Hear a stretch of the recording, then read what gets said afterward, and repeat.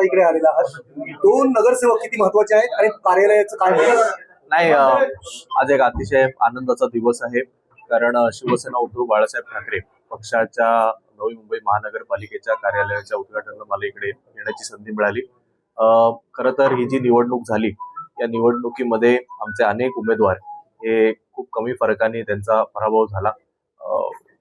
या निवडणुकीमध्ये शिवसेना उद्धव बाळासाहेब ठाकरे पक्ष आणि महाराष्ट्र नवनिर्माण सेना आणि त्यासोबतच इकडे महाविकास आघाडी सुद्धा एकत्रित होती. आणि जे काही पक्षाचा पैशाचा जो काही सगळा महापूर याचा पूर्ण नवी मुंबईने पाहिला, याच्या विरोधात लढत देत सुद्धा आमचे शिवसेनेचे आमचे विशाल साणे असतील, विशाल विचारे असतील, हे दोघे विजयी झाले. म्हणालो तसं अनेक उमेदवार हे थोड्या फरकाने त्यांना पराभवाला सामोरं जावं लागलं. असं असलं तरी या संपूर्ण नवी मुंबईमध्ये ठाकरे ब्रँडला, ठाकरे कुटुंबियांना मानणारा खूप मोठा वर्ग आहे आणि तोच विचार, तोच आवाज बुलंद करण्याचं काम आमचे दोन्ही नगरसेवक, मनसेचे नगरसेवक आहेत ते सगळे मिळून एकत्रित करतील अशी मला पूर्ण. पहिल्याच महासभेमध्ये सत्ताधाऱ्यांनी इंग्रजी सक्तीची अशा प्रकारच्या शाळा करण्याचा आघाड घातलाय.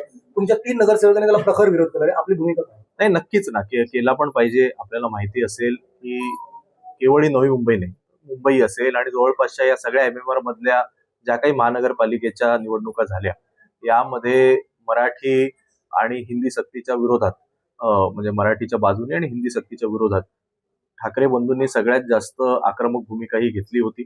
सुरुवातीपासून शिवसेना असेल किंवा मनसे असेल, या दोन्ही पक्षांची भूमिका राहिलेली आहे. आणि आता खास करून नवी मुंबई ही स्थानिक भूमिपुत्रांची असं म्हणायचं मतं घ्यायची आणि एकदा निवडणूक झाल्यानंतर मग नंतर परप्रांतीयांची मतं अट्रॅक्ट करण्याकरता मराठी शाळा बंद करून इंग्रजी शाळा सुरू करायच्या. हे जे काही घाट आत्ताचे सत्ताधारी घालतायत, याच्या विरोधात केवळ त्या महासभेतच नाही तर यापुढे सुद्धा आमचे सगळे नगरसेवक हे आवाज उठवतात. योगायोगानं विधिमंडळामध्ये तुम्ही हा अर्थसंकल्प अनेक पाहिलेले आहेत. आज नवी मुंबई महानगरपालिकेचा अर्थसंकल्प सादर होत आहे. काय अपेक्षित आहे?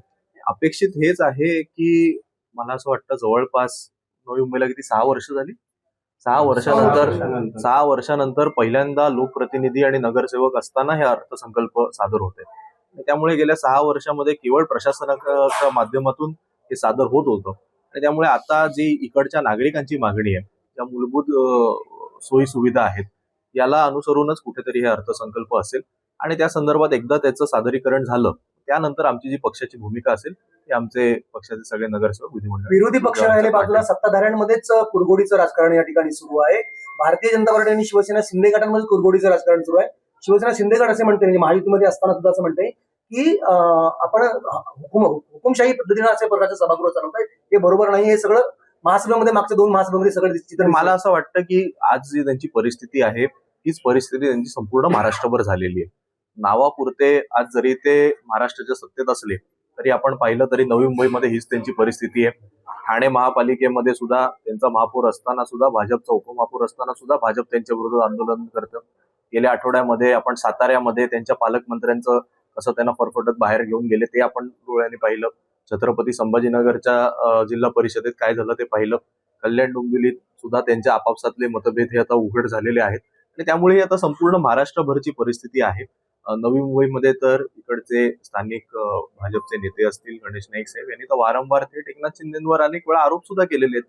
ते मीडियाच्या माध्यमातून आम्ही सगळ्यांनी पाहिलेले आहे. त्यामुळे मला यामध्ये काही फार नवल वाटत नाही. अगदी शेवटचा प्रश्न आहे की ज्योती वाघमारे म्हणतात की पुढच्या काही काळामध्ये प्रचंड मोठा भूकंप पाहायला मिळेल. उद्धव ठाकरे, बाळासाहेब, शिवसेना गटाचे अनेक नेते ते आमच्या संपर्कामध्ये, आमदार, खासदार संपर्कात तर सगळ्यांच्याच असतात. त्यांचे सुद्धा अनेक लोक हे आमच्या संपर्कात असतात.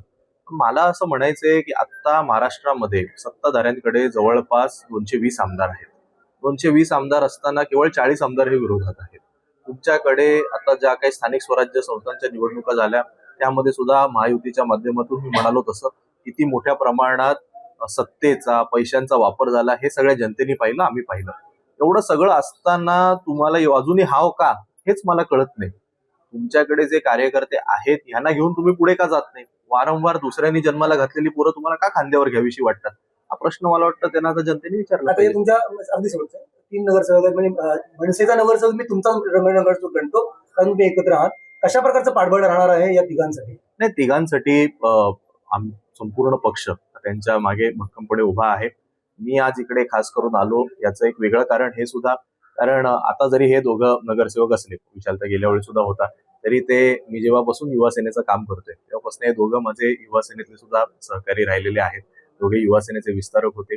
त्यावेळी आपल्याला आठवत असेल, मी जेव्हा कॉलेजमध्ये होतो तेव्हा माझा सहकारी चेतन नाईक हा तेव्हा त्यांनी निवडणूक लढली, तो देखील इकडे नगरसेवक होता. काही फरकांनी, कमी मताच्या फरकांनी यावेळी त्याचा पराभव झाला, तरी त्याला सामोरं जावं लागलं.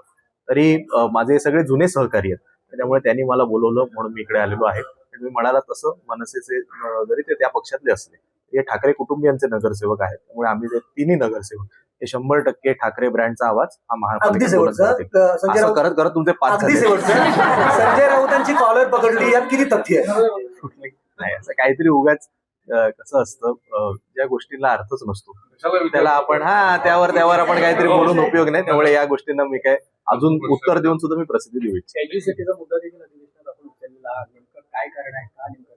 नाही, एज्युसिटीचा जो विषय होता तो माझ्या मनामध्ये आणि सगळ्यांच्याच महाराष्ट्रातल्या जनतेच्या मनामध्ये प्रश्न झाला पाहिजे. तो म्हणजे जो काही आपण बाहेरच्या युनिव्हर्सिटी या नवी मुंबईमध्ये आणण्याचा घाट घालतोय, त्या युनिव्हर्सिटीजचं त्यांच्या देशातच रँकिंग हे चांगलं नाहीये. आणि त्यासोबतच एक जो प्रायव्हेट पार्टनर इकडे घेतलेला आहे, आपल्याला माहिती असेल कुठलाही प्लॉट जर द्यायचा असेल तर तो टेंडर केला जातो. पण एज्युसिटी निर्माण करत असताना एक प्रायव्हेट कंपनी आहे, त्याला जवळपास 49% शेअर आहे आणि त्या फॉरेन युनिव्हर्सिटीजचा बाकीचा शेअर आहे.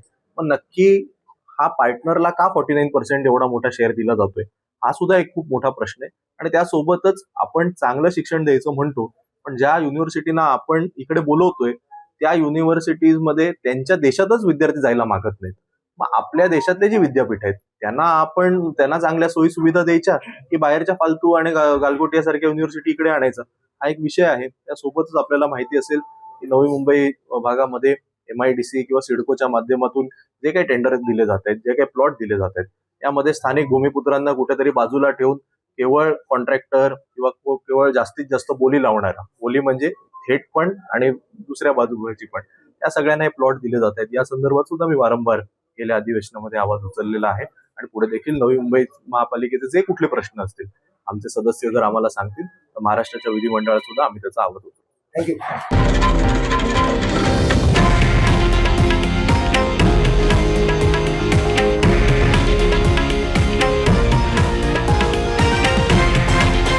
हे आहे देशातील नंबर 1 न्यूज नेटवर्क आणि आपण पाहत आहात TV9 मराठी, एकमेव.